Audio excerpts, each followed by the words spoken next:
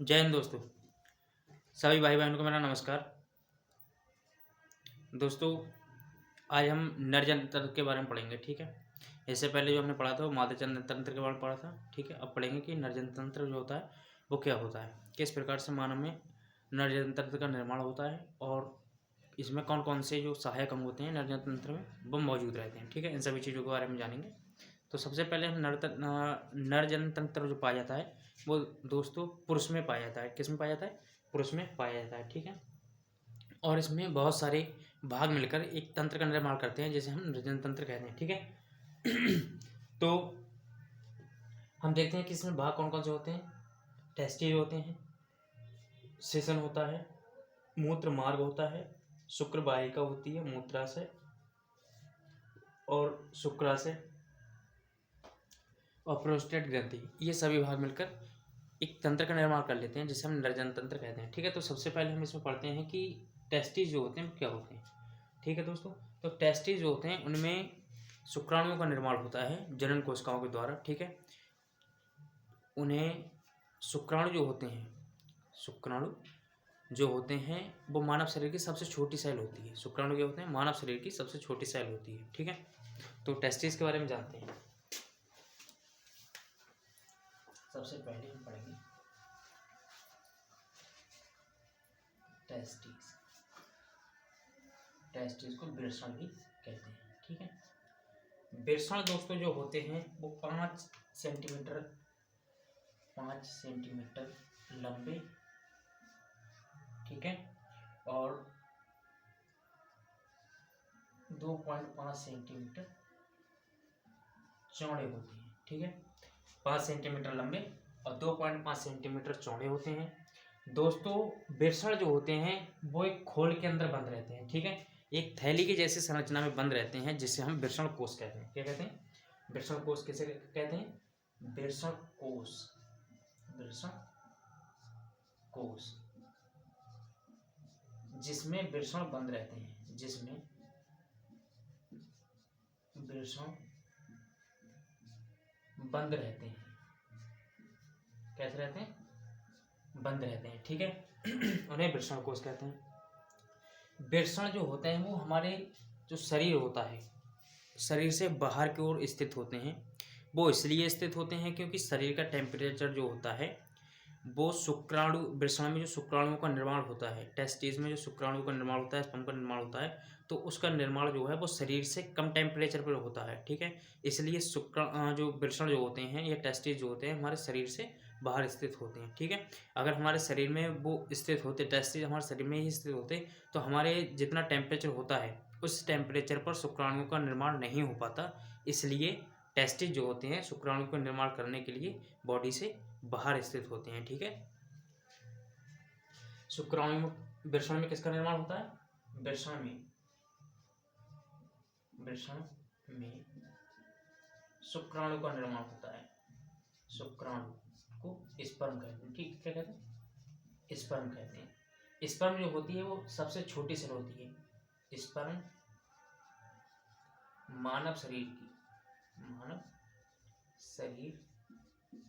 की सबसे छोटी कोशिका होती है, सबसे छोटी कोशिका होती है। ठीक है, कोशिका है। अब शुक्राणु में जो टेस्टिस होते हैं वो शुक्राणुओं का निर्माण करते हैं, यानी कि टेस्टिस में शुक्राणु का निर्माण होता है। तो शुक्राणु का निर्माण टेस्टिस में होता है जनन कोशिकाओं के द्वारा, और जनन कोशिका उन कोशिकाओं को कहते हैं जो नई कोशिकाओं को जन्म देती हैं, वो जनन कोशिकाएं कहलाती हैं। ठीक है, तो शुक्राणु में जो जनन होता है स्पर्म का वो कौन सी कोशिकाओं के द्वारा होता है? जनन कोशिकाओं के द्वारा होता है, यानी कि शुक्राणु का निर्माण जो होता है वो जनन कोशिकाओं के द्वारा होता है। ठीक है, और शुक्राणु को पोषण देने के लिए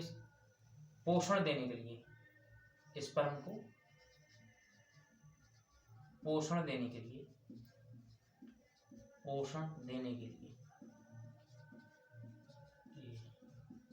टेस्टिस में कौन सी सेल पाई जाती है? टेस्टिस में सर्टोली सेल पाई जाती है। कौन सी सेल पाई जाती है? सर्टोली सेल पाई जाती है, जो शुक्राणु को पोषण देने का काम करती है। ठीक है, शुक्राणु दो पोषण देने का काम करती हैं। वृषण जो होते हैं वो खोल के अंदर बंद रहते हैं, खिल्ली जैसी संरचना में बंद रहते हैं, जिसे हम क्या कहते हैं, वृषण कोश कहते हैं या फिर स्क्रोटम कहते हैं, स्क्रोटम कहते हैं। ठीक है। अब वृषण जो होते हैं उनके ऊपर की ओर हम देखते हैं कि वृषण जो होते हैं उनके ऊपर की ओर एक घुमावदार नली लगी होती है, एक घुमावदार नली का गुच्छा होता है लगा हुआ इस तरह से। ये घुमावदार नली दिख रही है, ये एक नली का गुच्छा होता है। ठीक है। इस नली के गुच्छे को हम कहते हैं अधिवृषण या फिर कहते हैं इपिडाइडिमिस। ठीक है। इपिडाइडिमिस या फिर क्या कहते हैं, अधिवृषण कहते हैं। इपिडाइडिमिस जो होता है दोस्तों, इसकी जो लंबाई होती है इपिडाइडिमिस की वो होती है 6 मीटर, 6 मीटर। ठीक है। कितनी लंबाई होती है, 6 मीटर लंबाई होती है। और ये एक घुमावदार संरचना होती है, यानी कि इपिडाइडिमिस जो होती है वो नली की बनी होती है, पतली सी नली की बनी होती है और घुमावदार यानी कि गुच्छे के जैसी संरचना बना रहती है। ठीक है। जैसे कोई नली हो, उसको अगर हम इस तरह से घुमा के डाल दें इस तरह से, तो वो एक गुच्छे के रूप में बन जाती है। इसी तरह से जो वृषण के ऊपर यानी कि टेस्टिस के ऊपर जो घुमावदार गुच्छे की जैसी संरचना पाई जाती है, इसे हम इपिडाइडिमिस या अधिवृषण कहते हैं। ठीक है। इसकी लंबाई कितनी होती है, 6 मीटर होती है। जो अधिवृषण होता है दोस्तों, अधिवृषण में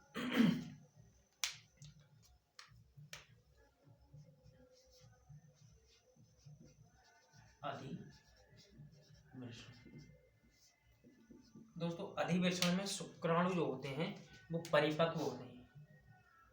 अधिवृषण में क्या होता है, अधिवृषण में शुक्राणु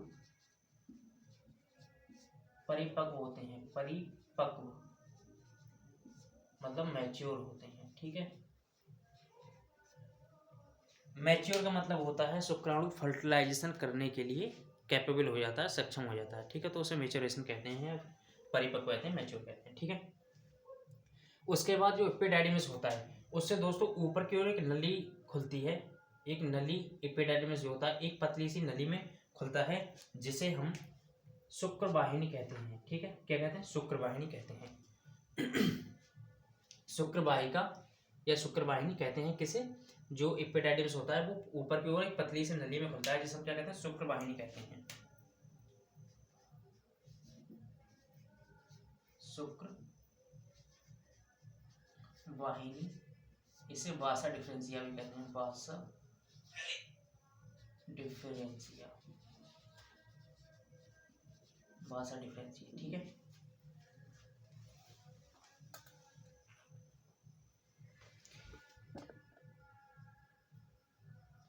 क्या कहते हैं, वासा डिफरेंशिया कहते हैं।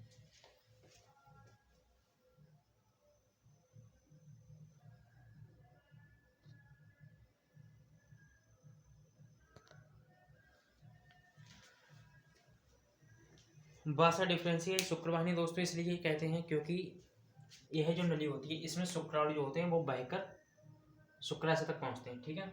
शुक्रवाहिनी में क्या होता है, शुक्राणु बहकर शुक्राशय तक जाते हैं, शुक्राशय तक जाते हैं, इसलिए क्या कहते हैं, शुक्रवाहिनी कहते हैं। शुक्रवाहिनी का मतलब होता है जिसमें शुक्राणु बहते हैं, उसे शुक्रवाहिनी कहते हैं। ठीक है। अब ये जो शुक्रवाहिनी होती है, वासा डिफरेंशिया होती है, इसमें होते हुए शुक्राणु कहाँ जाते हैं, शुक्राशय तक आ जाते हैं। ठीक है। अब जानते हैं शुक्राशय के बारे में कि शुक्राशय क्या होता है।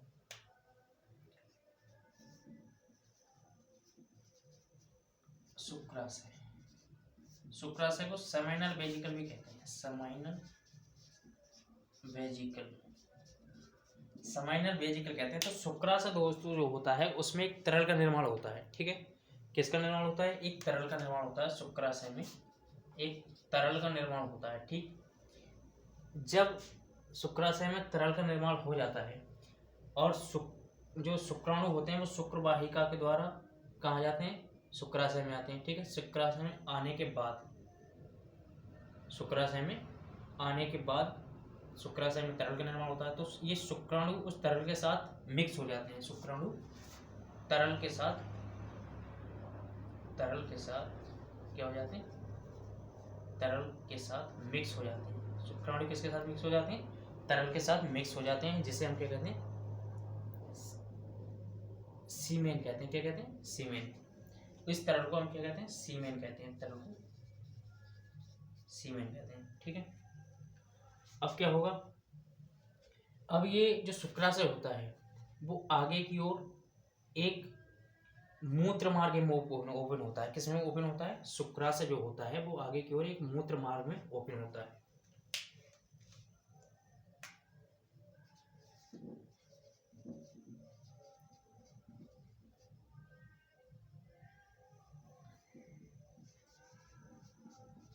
मूत्र मार्ग, ठीक है, किसमें ओपन होता है? मूत्र मार्ग में ओपन होता है शुक्राशय। शुक्राशय दोस्तों जो मानव में नर होता है, जो पुरुष होता है, उसमें शुक्राणु को बाहर निकलने के लिए, यानी कि जो स्पर्म होते हैं उनको बाहर निकलने के लिए, और जो मूत्र होता है उसको बाहर निकलने के लिए एक ही मार्ग होता है, अलग अलग मार्ग नहीं होते। पुरुष में अलग अलग मार्ग नहीं होते, शुक्राणु भी उसी मार्ग के द्वारा बाहर निकलता है, और जो यूरिन होती है, जो मूत्र होता है, वो भी उसी मार्ग के द्वारा बाहर निकलता है। तो पुरुष में अलग अलग मार्ग नहीं पाए जाते मानव में। ठीक है।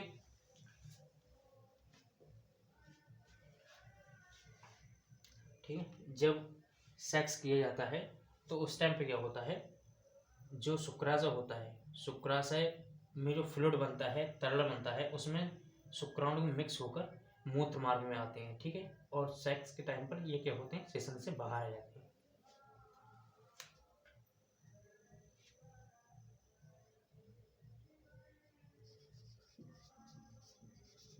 मूत्र मार्ग से होते हुए शुक्राणु सेक्स के समय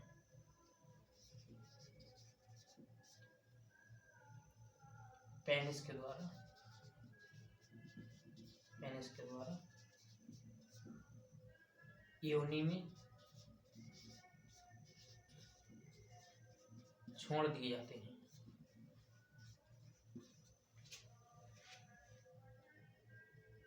योनि में छोड़ दिए जाते हैं। ठीक है। और दोस्तों ग्रंथियों के बारे में पढ़ते हैं कि इसमें कौन कौन सी सहायक ग्रंथियां होती हैं।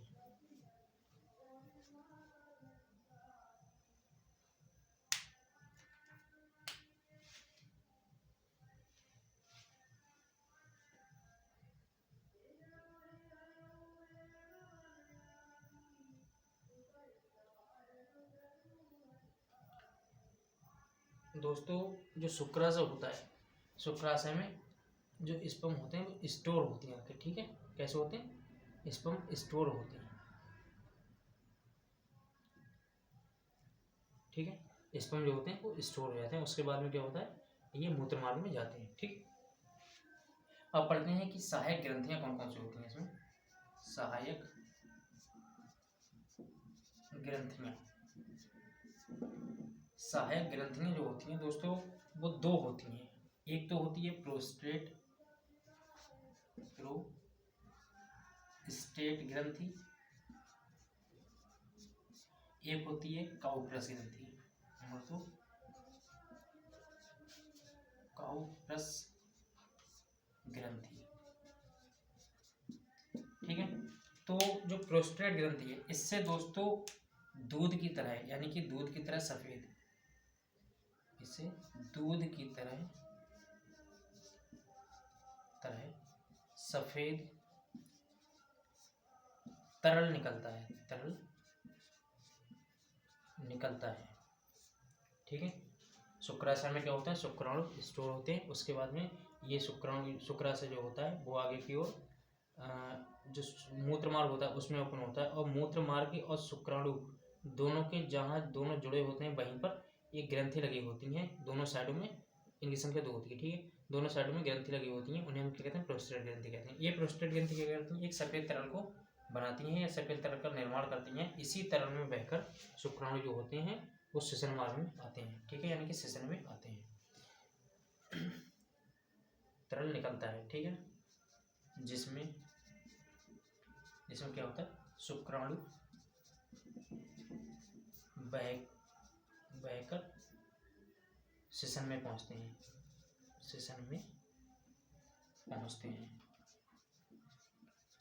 पहुंचते हैं। ठीक है। अब जो काउप्रस ग्रंथि होती है दोस्तों, काउप्रस ग्रंथि से एक हल्के पीले रंग का द्रव निकलता है। ठीक है।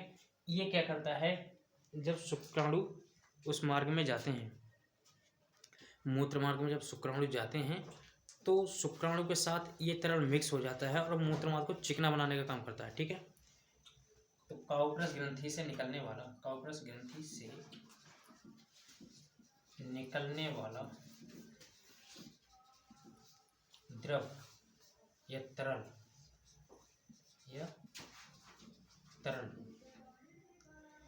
मूत्र मार्ग को चिकना बनाता है, मूत्र मार्ग को चिकना बनाता है, चिकना बनाता है। ठीक है। मूत्र मार्ग को कैसे बनाता है, चिकना बनाता है।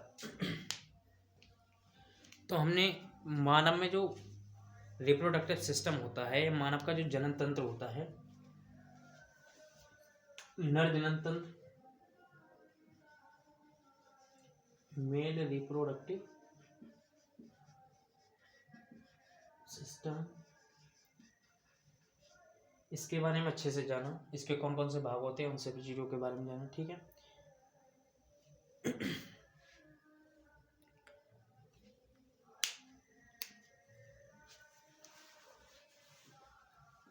ठीक है दोस्तों, इसके हमने सभी भागों को अच्छी तरह से जान लिया। उसके बाद ये जो टॉपिक था वो हमारा एंड हुआ। इसके बाद मिलते हैं नेक्स्ट वीडियो में, तब तक के लिए धन्यवाद।